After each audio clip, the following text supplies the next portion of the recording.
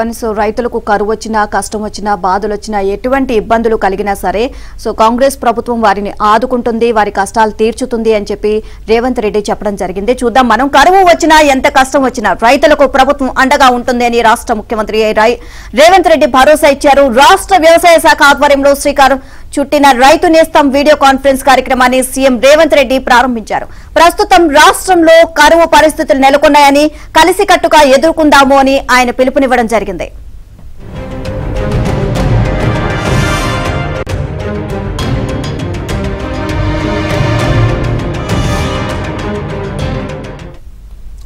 ఏడాదిగా సరైన వర్షపాతం లేకపోవడంతో రిజర్వాయర్లలో నీళ్లు అడుగంటుతున్నాయని, అందుకే అన్ని ప్రాంతాల్లో నీటి సమస్య తీవ్రంగా ఉందని రేవంత్ తెలిపారు.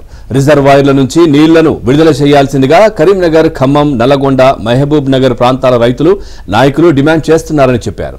రైతులందరూ పరిస్థితిని అర్థం చేసుకోవాలని విజ్ఞప్తి చేశారు. వచ్చే ఎండాకాలంలో తాగునీటి కష్టాలు రాకుండా చూసేందుకు అన్ని రకాల ప్రయత్నాలు చేస్తున్నామని తెలిపారు.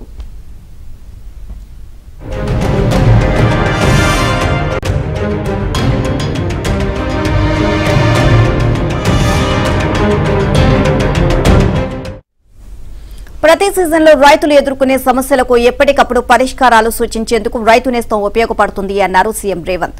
ప్రభుత్వమే ప్రజల దగ్గరికి వెళ్లాలని, రైతుల సమస్యలను తెలుసుకోవాలి అనే ఆలోచనతో వ్యవసాయ శాఖ ఈ కార్యక్రమాన్ని చేపట్టింది అని తెలిపారు. రైతులతో కలిసి భవిష్యత్తు కార్యక్రమాలను ప్రభుత్వం చేపడుతుంది అని, విత్తనాలు, ఎరువులు, ఏ పంట వేయాలి అనేది మొదలుకొని పండించిన పంట ఉత్పత్తులను అమ్ముకునేంత వరకు ప్రభుత్వం రైతులకు అండగా ఉంటుంది అని చెప్పారు. పంటలకు లాభసాటి ధర రావాలి అనే ఆలోచనతో ప్రభుత్వం కార్యాచరణ చేస్తుంది అని తెలిపారు.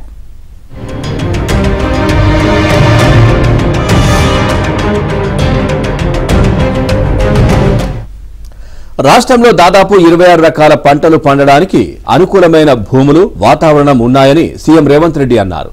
రైతులు కేవలం వరి, పత్తి, మిర్చి పంటలకే పరిమితం కావద్దని, ఇతర పంటలు సాగు చేయాలని సూచించారు. పంట మార్పిడి ద్వారా అధిక దిగుబడులు వచ్చే అవకాశం ఉంటుందని చెప్పారు. రైతు నేస్తం కార్యక్రమాన్ని ప్రస్తుతం 110 సెంటర్లలో ప్రయోగాత్మకంగా అమలు చేస్తున్నామని, భవిష్యత్తులో అన్ని గ్రామాలకు విస్తరిస్తామని చెప్పారు.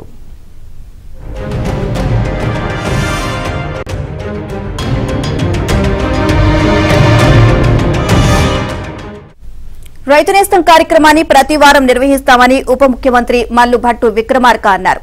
వ్యవసాయంలో యాంత్రీకరణ ప్రభావం పెరిగిందని, ఉమ్మడి రాష్ట్రంలో కాంగ్రెస్ ప్రభుత్వ హయాంలో ఫార్మ్ మెకనైజేషన్ కు భారీగా నిధులు కేటాయించామని తెలిపారు. డ్రిప్ యూనిట్లు, స్ప్రింక్లర్లు రైతులకు ఇచ్చి ప్రోత్సహించాము అని గుర్తు చేశారు. గడిచిన 10 ఏళ్లలో కేసీఆర్ ప్రభుత్వం ఫార్మ్ మెకనైజేషన్ కు ఏమాత్రం నిధులు కేటాయించకపోవడంతో రైతులు నష్టపోయారు అని అన్నారు. ఈ సంవత్సరం వర్షాలు తక్కువగా పడడంతో జలాశయాల్లో నీళ్లు అడుగంటుతున్నాయి అని, అందరూ సమిష్టిగా వర్షాభావ పరిస్థితులను ఎదుర్కోవాలి అని పిలుపునిచ్చారు.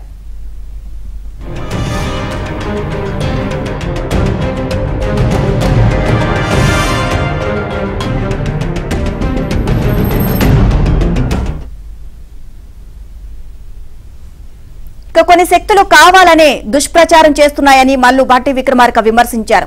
వ్యవసాయాన్ని లాభసాటిగా మార్చేందుకు రాష్ట్ర ప్రభుత్వం అన్ని చర్యలు తీసుకుంటుంది అని వ్యవసాయ శాఖ మంత్రి తుమ్మల నాగేశ్వరరావు అన్నారు. వివిధ రైతు వేదికల నుంచి ఆన్లైన్లో రైతులతో ఆయన సంభాషించారు. సేంద్రియ సాగుకు ప్రభుత్వం మద్దతు ఉంటుంది అని తెలిపారు. సేంద్రియ పద్ధతిలో పండించిన పంట ఉత్పత్తులకు జాతీయ, అంతర్జాతీయ మార్కెట్లలో అధిక ధరను పొందేలా మార్కెట్ అవకాశాలను అన్వేషిస్తామని హామీ ఇచ్చారు. రైట్, ఇక ఇదే విషయానికి సంబంధించి మరింత సమాచారాన్ని మా కరెస్పాండెంట్ రాజేష్ అందిస్తారు. రాజేష్, అప్డేట్స్ ఏంటి వీటికి సంబంధించి? మొత్తానికి రైతు నేస్తం కార్యక్రమాన్ని తెలంగాణ రాష్ట్ర ప్రభుత్వం తరఫున ముఖ్యమంత్రి రేవంత్ రెడ్డి లాంఛనంగా ప్రారంభించారు. ఇక మీదట రాష్ట్ర రైతాంగం ఎదుర్కోబోతున్నటువంటి సమస్యలన్నిటిపైన డిజిటల్ ప్లాట్ఫామ్ పైన నుంచే ఆన్లైన్ ద్వారా తమ సమస్యలను నివృత్తి చేసుకునేందుకు రాష్ట్ర వ్యాప్తంగా 110 నియోజకవర్గాల్లో అందుబాటులోకి తీసుకొచ్చేలా ప్రభుత్వం కార్యాచరణ సిద్ధం చేసింది. ఇక మీదట రాష్ట్రంలో ఉన్నటువంటి ప్రతి రైతుకు ఉన్నటువంటి ఇష్యూ కావచ్చు, ఇబ్బంది కావచ్చు, ప్రత్యామ్నాయ పంటల వైపు ఆలోచిస్తున్నటువంటి రైతాంగానికి సంబంధించిన విషయంలో రాష్ట్ర ప్రభుత్వమే దగ్గరుండి సంబంధితులకు ప్రశ్నలు నివృత్తి చేసేటువంటి వెసులుబాటు కల్పించింది. మొన్నటి వరకు రాష్ట్ర వ్యాప్తంగా 119 నియోజకవర్గాల్లో అత్యధికంగా అధిక దిగుబడి కేవలం వరిని మాత్రమే పండించింది. చరిత్రలో ఎప్పుడు లేని విధంగా తెలంగాణ రాష్ట్ర ప్రభుత్వము కొన్ని లక్షల మెట్రిక్ టన్నుల ధాన్యం దిగుబడి చేస్తున్నామని చెప్పేసి బీఆర్ఎస్ ప్రభుత్వము ప్రత్యామ్నాయ పంటలు ప్రోత్సహించడంలో ఫెయిల్ అయినటువంటి అంశాన్ని నిన్నటి రైతు నిరసన కార్యక్రమంలో సీఎం రేవంత్ రెడ్డి చెప్పేటువంటి ప్రయత్నం చేశారు. ఇక మీదట ప్రత్యామ్నాయ పంటల వైపు రైతాంగం దృష్టి సారించాల్సిందిగా ఇందుకు సంబంధించిన ప్రోత్సాహాన్ని అంతా కూడా ప్రభుత్వమే చేయబోతున్నట్లు కూడా ఆయన స్పష్టం చేశారు. ఇక ఎరువులకు సంబంధించిన విషయంలో నాణ్యతా ప్రమాణాలతో ఉన్నటువంటి ఎరువులను రైతులకు సరఫరా చేయడం వల్ల రాబోయే రోజుల్లో మెరుగైనటువంటి పంట దిగుబడి సాధించేందుకు వీలుగా ఉపయోగపడబోతున్నటువంటి అంశాన్ని కూడా చెప్పే ప్రయత్నం చేశారు. రాష్ట్ర వ్యాప్తంగా ఉన్నటువంటి 2600కు పైగా ఉన్నటువంటి రైతు వేదికల ద్వారా కూడా రైతాంగానికి ఉన్నటువంటి సమస్యను ఎప్పటికప్పుడు డిజిటల్ ప్లాట్ఫామ్ ద్వారా క్లియర్ చేస్తున్నటువంటి వెసులుబాటుతో పాటుగా కరువు కాటకాల నుంచి కూడా రైతాంగానికి ఎలాంటి ఇబ్బందులు లేకుండా రాష్ట్ర ప్రభుత్వం నుంచి ఆల్టర్నేటివ్ క్యాండిడేట్స్ ని సిద్ధం చేసినట్లు కూడా చెప్పేటువంటి ప్రయత్నం చేస్తారు. సో ఓవరాల్ గా వచ్చేదంతా కూడా ఎండాకాలం కాబట్టి ఎండాకాలంలో పూర్తి స్థాయిలో రైతాంగానికి అన్ని విధాలు అందుబాటులో ఉండేందుకు రైతు నిరసన కార్యక్రమం తోడ్పాటు అందిస్తున్న అంశాన్ని నిన్నటి సమీక్షలో భాగంగా తెలిపే ప్రయత్నం అయితే చేశారు.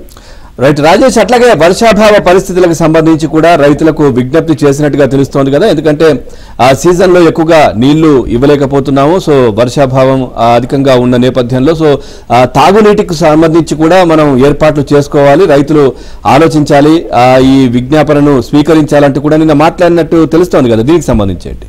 ఖచ్చితంగా, ఎందుకంటే ఎండాకాలం అంతా కూడా తాగునీటి సమస్యలు ఎక్కువగా ఎదురయ్యేటువంటి అవకాశం కనిపిస్తుంది కాబట్టి వీటికి ఎలాంటి ఇబ్బందులు ఇష్యూస్ రాకుండా చర్యలు తీసుకునేందుకు రాష్ట్ర ప్రభుత్వం తరఫున ఆల్టర్నేటివ్స్ ఉన్నట్లు కూడా చెప్పేటువంటి ప్రయత్నం చేశారు. ఎందుకంటే 8 రిజర్వాయర్లలో కంప్లీట్ గా నీళ్ళని కూడా అడుగంటేటువంటి పరిస్థితి నెలకొంది కాబట్టి ఈ సంబంధం ఎదుర్కొనేందుకు ఎలాంటి ప్రత్యామ్నాయ తీసుకోవాలనే అంశాలపైన కూడా ఇటు అధికారులతో ఎప్పటికప్పుడు రివ్యూలు నిర్వహించి ఎంత కరువు కష్టం వచ్చినా రైతులకు రాష్ట్ర ప్రభుత్వం అండగా ఉండేటువంటి విషయంలో పూర్తి స్థాయి భద్రతను ఇచ్చేటువంటి ప్రయత్నం చేస్తారు. ఎందుకంటే ప్రస్తుతం రాష్ట్రంలో కరువు పరిస్థితులు నెలకొన్నాయి కాబట్టి ఎలాగైనా దీన్ని ఎదుర్కోవాలి. ఈ ఏడాది సరైనటువంటి వర్షపాతం లేకపోవడంతో రిజర్వాయర్లలో నీళ్లు పూర్తి స్థాయిలో అడగట్టిపోయాయి. అందుకే అన్ని ప్రాంతాల్లో కూడా నీటి సమస్య తీవ్రంగా ఉంది కాబట్టి రిజర్వాయర్ల నుంచి నీళ్లను విడుదల చేయాల్సిందిగా ఇప్పటికే కరీంనగర్, ఖమ్మం, నల్గొండ, మహబూబాబాద్ ప్రాంతాలకు సంబంధించిన రైతులు, నాయకులు పెద్ద ఎత్తున డిమాండ్ చేస్తున్నారు ప్రభుత్వాన్ని. సో వీరందరికీ కూడా వాళ్ళ పరిస్థితిని అర్థం చేసుకుని ఈ ఎండాకాలంలో తాగునీటి కష్టాలు రాకుండా చూసేందుకు అన్ని రకాల ప్రయత్నాలు చేస్తున్నామని చెప్పి కూడా సీఎం